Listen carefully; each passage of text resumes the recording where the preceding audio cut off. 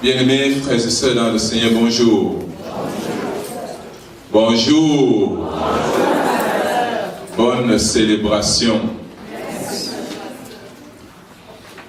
Nous bénissons notre Dieu et notre Roi qui nous rassemble en ce premier dimanche de Carême pour méditer sa parole et le célébrer,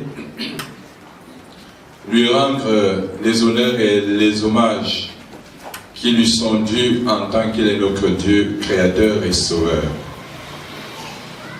Qu'il soit béni, lui qui nous a conduits tout au long de cette douloureuse semaine et nous rassemble autour de la parole de vie, la parole de joie. Un monsieur a rencontré une femme.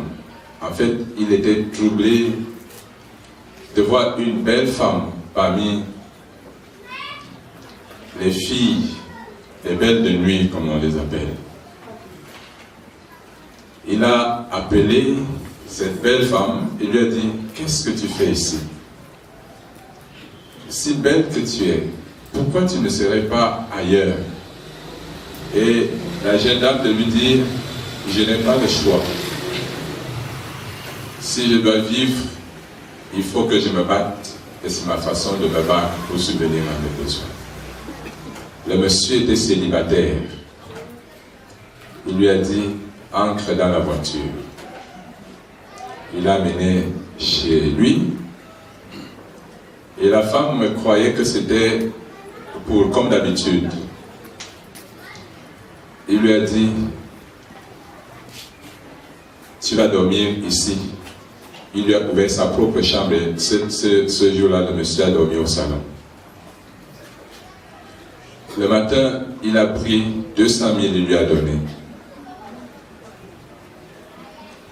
Il lui a dit, lave-toi, on va partir quelque part. Il l'a amené dans un magasin prêt à porter.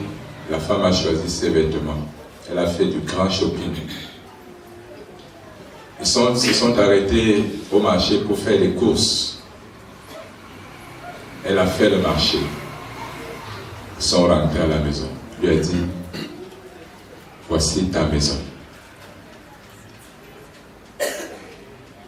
Une semaine après, il a dit à la femme, est-ce que tu peux devenir mon épouse?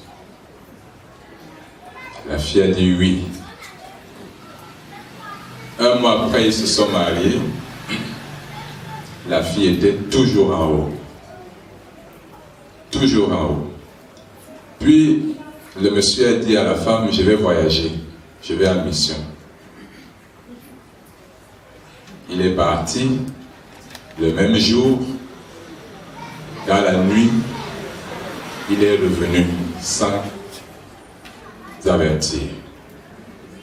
Il a trouvé la maison vide. Il ne s'est pas trop dérangé, il a démarré sa voiture, il est allé au même endroit et il a trouvé le même singe sur ce même arbre en train de vouloir cueillir les mêmes fruits et il lui a demandé à la fin, tu cherches quoi? La même question le Christ la pose à l'Église, à ses enfants. D'où le thème du message de ce premier dimanche du carême de l'an de grâce 2018. Rends-toi excusable. Dis bon dimanche à ton voisin et s'il te le permet, répète-lui ce thème. Zéphio millénaire Sabadjamor. Autrement. Le Seigneur s'adresse à ses disciples maintenant en profondeur. Et il explique même certaines de ses attitudes à l'égard de la foule. Ici, le Seigneur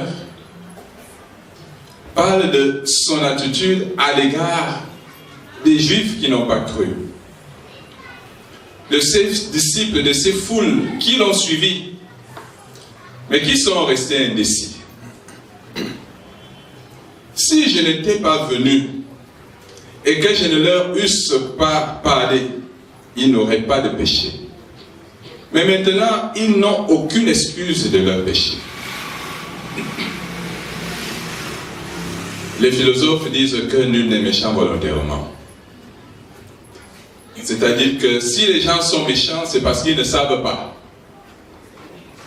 Cette même parole, je voulais lire, cette pensée peut se retrouver dans la Bible. Dieu dit, mon peuple périt, faute de connaissance. Jésus lui-même à la croix dit, Seigneur, pardonne-leur car ils ne savent pas ce qu'ils font. Nous sommes nés des hommes. Nous sommes nés des femmes, de l'union d'hommes et femmes. Nous venons tous d'Adam et Ève. Et de cette union qui est une union corrompue par le péché, naissent des hommes et des femmes péchés. Pour parler comme Saint Augustin, Adam et Ève sont devenus des damnés et ont multiplié une génération de damnés les unes après les autres. Et la damnation consiste ici à cette vie de rebelle à l'égard de Dieu, cette vie de dépravation, d'infidélité, cette vie dans les ténèbres. Et Dieu qui a vu, qui voit comment l'humanité est noyée dans les ténèbres, comment les hommes ne sont enclins qu'au mal, qu'à l'infidélité, qu'à la rébellion, qu'à la méchanceté. Dieu qui voit l'humanité condamnée et destinée, je voudrais dire, en direction vers l'enfer, la géhenne, le lac de feu, le lieu de tourment, envoie son Fils Jésus pour nous sauver. Tout homme né de la femme est privé de la gloire de Dieu. Selon Romains 3. Tous ont péché. À cet effet, tous sont privés de la gloire de Dieu. La gloire de Dieu nous installe dans la lumière. Tout leur est favorable par la puissance de la grâce de Dieu. Mais lorsque l'homme est privé de cette gloire de Dieu, il est dans les ténèbres. Et à cet effet, il est exposé au mal. Il est exposé à Satan. Il est exposé à tout ce qui est mauvais. Et Dieu voudrait ramener l'humanité dans la lumière. Le Seigneur Jésus vient non pas pour nous sauver de la misère physique et matérielle, parce que pour dire vrai, et l'Occident à cet effet est tombé dans ce piège. Le salut, l'homme pouvait prendre soin de lui sur le plan physique. La science nous montre aujourd'hui que l'homme peut aller au-delà de ce qu'il pense. Ce que la science, les prouesses de la technologie aujourd'hui n'était pas ainsi imaginé il y a de cela 100 ans, n'est-ce pas?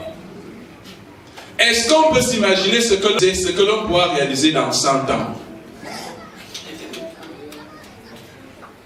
Mais ce qu'on vit aujourd'hui était perçu dans les films de fiction comme étant tout simplement de la fiction.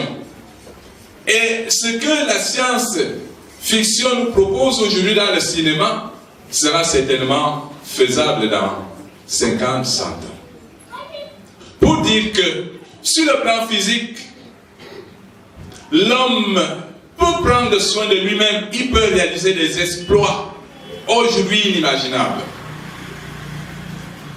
Mais ce n'est donc plus pour ça, ce n'est pas pour cela que Jésus est venu. Parce que la science peut procurer à l'homme le bien-être matériel. Je pourrais même dire que si l'homme était véritablement, si l'homme veut sauver l'homme, toutes ces maladies compliquées, les hommes auraient déjà trouvé des solutions. Mais parce qu'il y a du mercantilisme dans la pharmacie, alors certaines maladies sont encore comme ça. Mais Dieu sait que la vie de l'homme ne s'arrête pas là. Parce que lorsqu'on meurt, on doit certainement payer, assurément payer. On doit assumer la vie qu'on a menée ici-bas.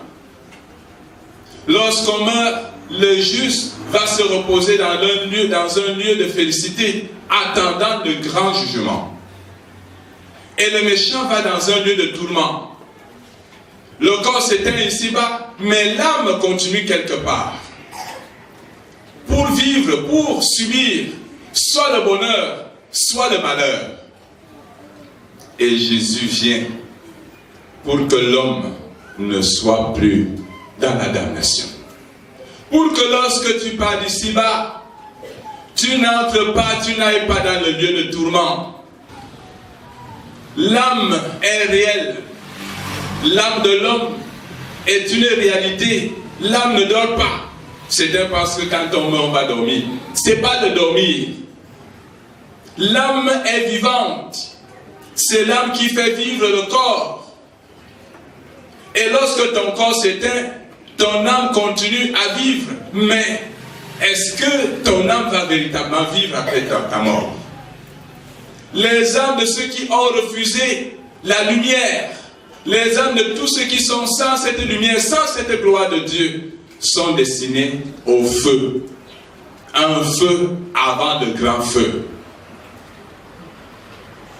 Alors Jésus qui a parlé à ces foules, le Seigneur qui est venu parler à ces hommes, à ces femmes, à ces juifs, à ce peuple qui se veut peuple de Dieu, à la fin de son discours, il y a un fond de mélancolie dans le propos du Seigneur ici.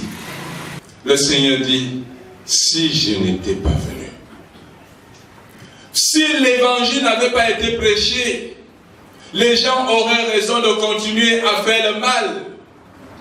Les gens auraient raison de continuer à se déployer dans l'iniquité, à se dépraver autant qu'ils le veulent.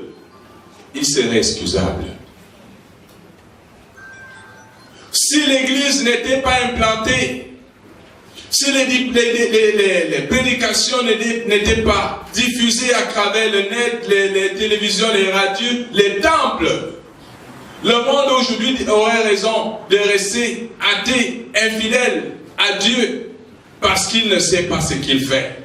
Si nous n'avions pas écouté, si on ne nous disait pas que le péché est péché, que le mal est mal, que l'iniquité est iniquité, et ceci nous met en rébellion contre Dieu, on aurait raison de continuer à faire le mal. On serait excusable. Dans une société où on déclare que le vol est bien, que l'iniquité est bien, que l'injustice c'est bien, que la pédophilie c'est bien, que l'homosexualité c'est bien, que la zoophilie c'est bien. Dans une société où on enseigne cela aux gens, il serait excusable. Est-ce que tu ignores que la franc-maçonnerie est satanique? Que la Rose-Croix est satanique? Que le Lions Club est satanique? Que le Rotary est satanique? Est-ce que vous ignorez ces choses-là?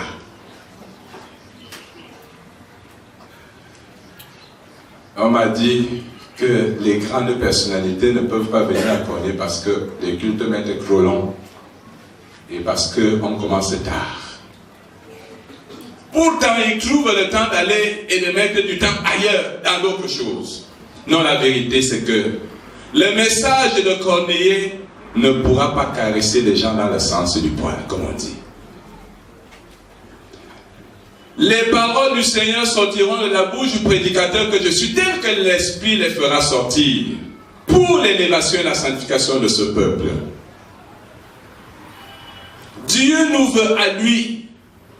Jésus se veut à lui un peuple qui soit à son image. Tu sais bien que quand tu mijotes le mal, quand tu médites une mauvaise pensée contre ton frère, tu sais bien que c'est mauvais, que c'est un péché. Tu le sais. Tu sais bien que lorsque on t'invite à faire le bien et que tu résistes à faire le bien pour t'engager dans le mal, tu fais mal. Jésus dit, si le pasteur, si le catéchisme, si les anciens, si les prédicateurs ne vous avaient pas dit ces choses-là, vous serez excusable. Ça me rappelle une sommité de ce pays qui est parti, qui avait dit lorsqu'il a entendu le message d'un certain pasteur au sujet de la rose-croix: si mon pasteur m'avait dit que cette chose-ci est mauvaise, si j'avais été enseigné, édifié au sujet de ces pratiques, je ne serais pas à ce niveau. Mais aujourd'hui, c'est trop difficile pour moi de reculer. Tu as encore la possibilité de reculer. Comment après tous ces messages, après tous ces appels, des chrétiens continuent encore à trafiquer avec les ordres occultes, avec les voies ésotériques?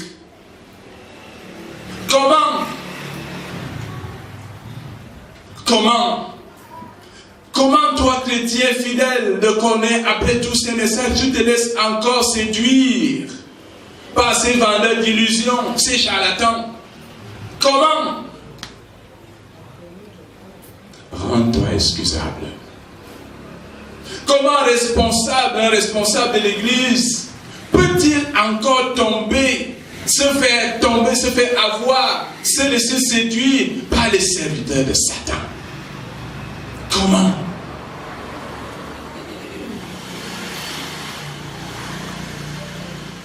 Jésus, ce dimanche, au lendemain des obsèques de Maman Jeanne, à Conan, en ce début d'année, a un message dur.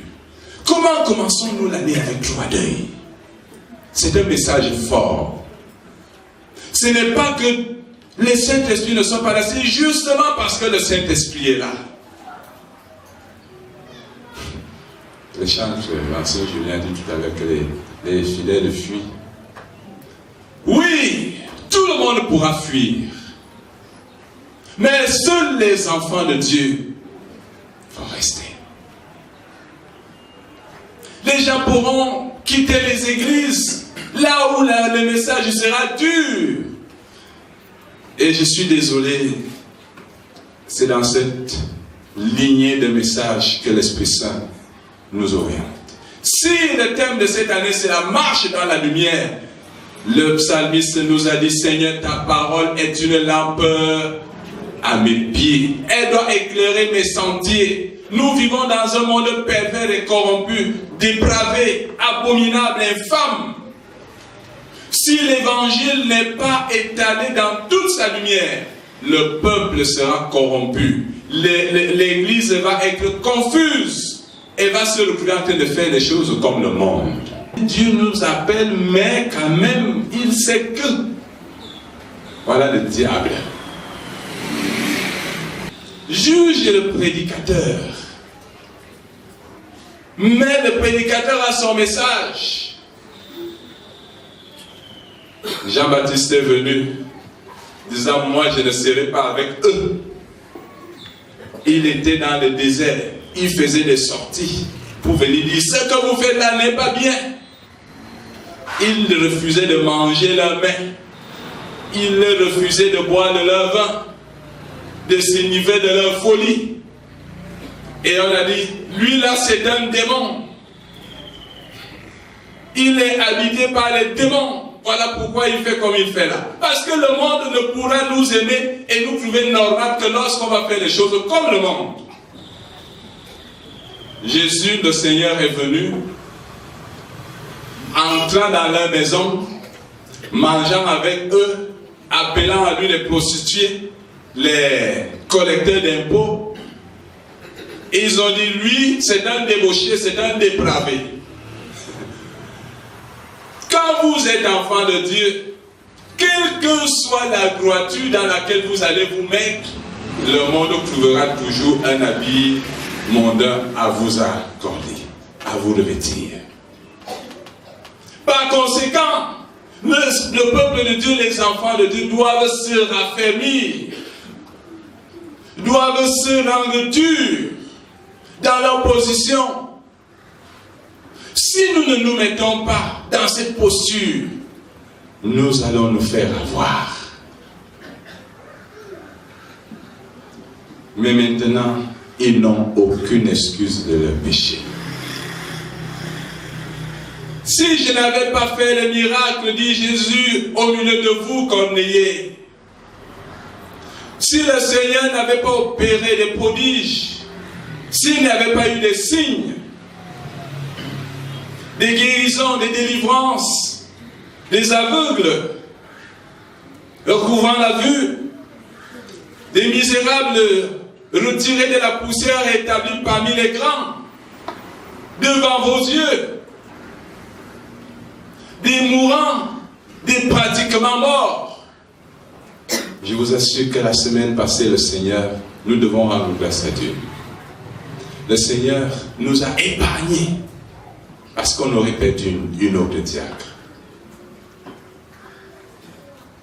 J'assume ce que j'ai dit. C'était une partante. Et qui sait ce que les gens allaient dire, et même ce que certains disent déjà. Mais Dieu invite Corneille à la hauteur de l'excellence à laquelle il vous a destiné. Ces croix d'œil sont un message fort pour dire Corneille, tu es appelé à te mettre en hauteur. Responsable de Corneille, mets-toi en hauteur. Fidèle de Corneille, mets-toi en hauteur.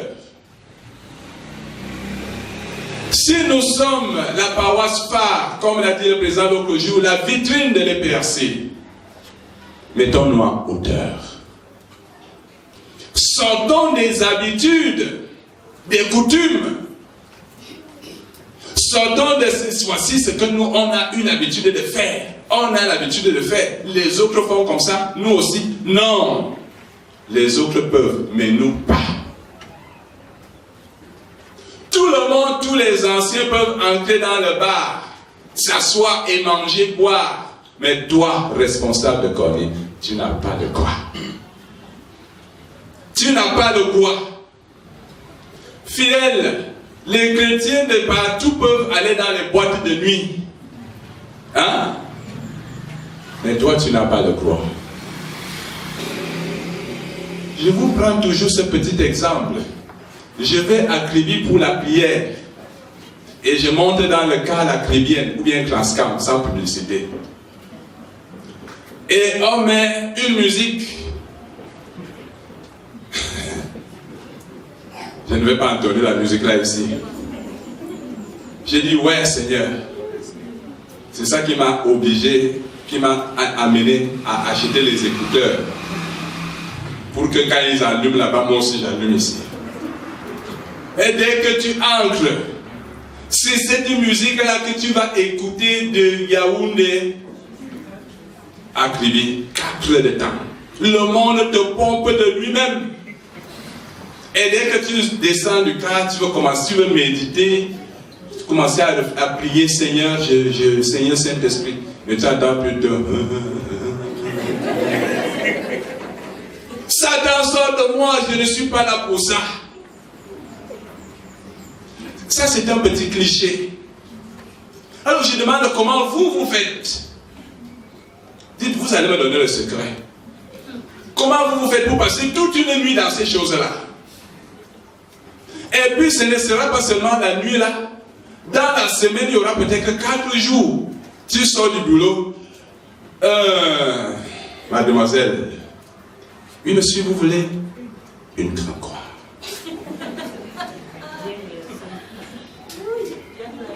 Après la grande croix, mademoiselle, une sacsène. Et pendant ce temps, qu'est-ce qui passe? Il y a des choses que tu vois devant toi. Hein? Il y a des attendeuses. Elle est là en face de toi. Tchac, tchac, tchac, tchac, tchac. Elle tape son pied par terre. Elle te fait les clins d'œil. Elle se lève, elle défile devant toi. Et tu entends tout ce que la musique que les autres là ont produit pour encourager ce qui est en train de se passer. Tu fais comment? Quand tu vas sortir de là, si par grâce, la main de Jésus, le Saint-Esprit, t'extirpe, t'es là pour te dire Zakenda. Tu vas résister pendant combien de temps? Si ces choses ne t'avaient pas été dites, tu serais excusable. Mais voici que tu les connais. Et tu continues d'aller. Que va-t-il se passer pour toi? N'es-tu pas concerné par cette parole du Seigneur qui dit, maintenant ils n'ont aucune excuse de leur péché. Frères et sœurs,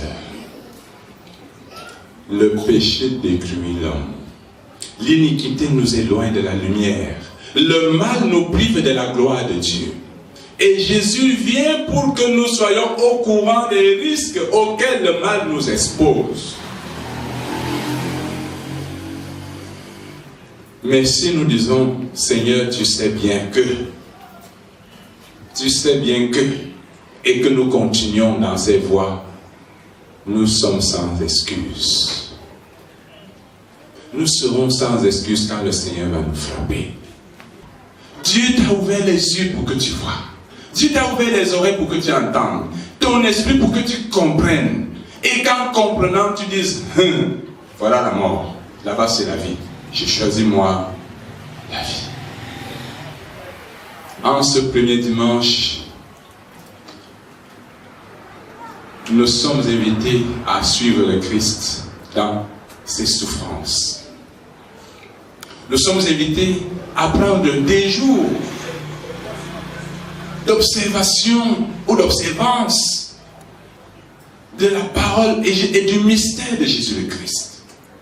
Comment cet homme, ce Dieu, je vais dire, a-t-il pu se faire homme et devenir un simple serviteur? Souffrir, attendant le temps de sa glorification. Comment? Observer le Seigneur pour le contempler dans sa beauté, dans sa justice, pour dire, Seigneur, je voudrais être comme toi. Je voudrais vivre comme toi. Que le Seigneur vous bénisse. Afin que chacun se mette à la suite du Seigneur. Je vous ai souvent dit que la spiritualité chrétienne est comme une course de persévérance dans laquelle chacun est dans un couloir courant et la ligne d'arrivée n'est connue que par Dieu seul. Mais je voulais aussi te dire aujourd'hui que la spiritualité chrétienne est comme un saut en hauteur. Le saut en hauteur pratiqué par un grand athlète. Aujourd'hui, il saute 1,50 m. Il doit battre son record. Demain, il saute. Il dit, je dois aller au-delà de 1,50 m. Il doit battre son record. Il atteint 1,60 m. Il va à 2 mètres. Quand il arrive à 2 mètres, il y a un concurrent qui dit, moi aussi je dois battre son record de 2 mètres. Il y a toujours des gens autour de nous, nos performances. Satan dit, je vais battre son record. Si tu penses que tu es arrivé corneiller, ancien d'église, diacre, fidèle, chanteur, choriste, je vais dire, si vous pensez que vous êtes arrivé, vous vous trompez. Le malin, dès que tu arrives à un record, le malin prépare aussi des moyens pour te faire tomber, pour te limiter. Chaque fois que tu atteins un niveau, dis-toi, je dois aller au-dessus parce que l'ennemi t'attend déjà à ce niveau-là. Quand tu arrives à 2 mètres, dis-toi, je dois aller à 2,5 m parce que Satan m'attend déjà à 2 mètres pile. Quand tu arrives à 2,5 m, le malin t'attend déjà à 2,5 m. Il faudrait que tu fasses maintenant un bond qui te mette au-delà de 2,5 m, que tu dises, je vais maintenant atteindre 3 mètres. Si tu ne te mets pas dans ces dispositions, chaque fois que tu crois avoir atteint l'objectif, tu risques encore de te retrouver à terre. Et tu vas recommencer, tu vas recommencer à zéro. Sinon, tu vas reculer à fond et à jamais. Saint Jean, et je vais dire le livre d'Hébreux, l'auteur dit, pour ceux qui une fois ont goûté à la grâce, pour ceux qui une fois ont goûté à la grâce, c'est-à-dire qui ont goûté au Christ, en l'amour de Dieu, en sa bonté, ceux qui ont fait l'expérience de la puissance, de l'amour, de la justice, de la sainteté, de la sanctification de Dieu. Et qui ont, après, reculé et ont renoncé de salut pour eux. Ensemble à l'endurcissement du cœur. Parce qu'on pêche contre le Saint-Esprit. Quand un cœur devient insensible aux appels de Dieu, quand un esprit se délecte dans le mal et qu'il rejette le bien, quand une âme se réjouit dans la pratique de l'iniquité et qui, sans remords, sans repentance, sans dire Seigneur, aie pitié de moi, mais qu'il s'y plaît, là, il y a la condamnation. C'est que le Saint-Esprit n'est plus en lui. Lorsque tu poses vraiment, mes bien-aimés frères et sœurs, je vous parle de la part de l'Esprit Saint. Si tu fais le mal sans en ressentir les remords et les appels à dire papa, je veux changer, aie pitié de moi. Si tu n'as pas ces sentiments, ces sensations spirituelles et psychologiques en toi, le Saint-Esprit t'a livré à toi-même. Je veux dire aux folies, au mal, au péché. Tu es déjà abandonné. Ton cœur est endurci. Et c'est pour cela que Jésus dit, c'est un péché impardonnable. Parce que qui va te pardonner? Tu vas dire quoi? Fais attention à toi. Dieu te veut à lui. Ne regarde pas les gens. Ne prends pas pour référence un homme. Ne regarde pas un ancien. Ne regarde pas le pasteur. Mais écoute l'Esprit de Dieu. Mais quand même, le pasteur que je suis s'efforce. Et je dis, Seigneur, je veux être plus haut. Lorsqu'il m'arrive de frémir, de faiblir, je dis, Seigneur, je ne suis pas pour ça. Relève-moi. Je ne veux pas rester là. Élève-toi. L'excellence spirituelle, l'espérance, l'excellence dans la foi, c'est pour toi. J'aime bien me rappeler de l'enseignement de mon pasteur. L'Éternel n'a pas eu besoin de deux David pour bâtir la puissante nation d'Israël. Il n'a pas eu besoin de deux Samuel pour réformer la religion en Israël. Il n'a pas eu besoin de deux Élie. Il n'avait besoin que d'un seul Élie pour fermer les cieux, pour les ouvrir, pour anéantir les prêtres Baal. Il n'a pas eu besoin de deux Élysées pour en faire un char d'Israël. Il n'avait besoin que d'un seul Élysée pour contrecarrer tous les plans des rois ennemis d'Israël. Dieu a besoin de toi. Toi. Toi. Fidèle. Toi seul. Il a besoin de toi. Jésus a besoin de toi. Chacun de nous est une lumière qui doit briller dans nos familles, dans nos lieux de service, pour montrer au monde que nous sommes le peuple de Dieu. Que le Seigneur vous bénisse. Que l'Esprit Saint vous soutienne. Que ces paroles soient rendues vivantes dans nos cœurs, mes bien-aimés. Pour que, quand Jésus, le Saint-Esprit, l'Esprit de Jésus, les yeux de Jésus, se déploient cornés, qui se réjouissent, ils disent, j'aime Corneille. Qu'ils se réjouissent en regardant un ancien et disent, j'aime cet ancien, j'aime ce diacre. Vous ne le savez pas, Dieu aime exprimer son amour. Moi je le ressens.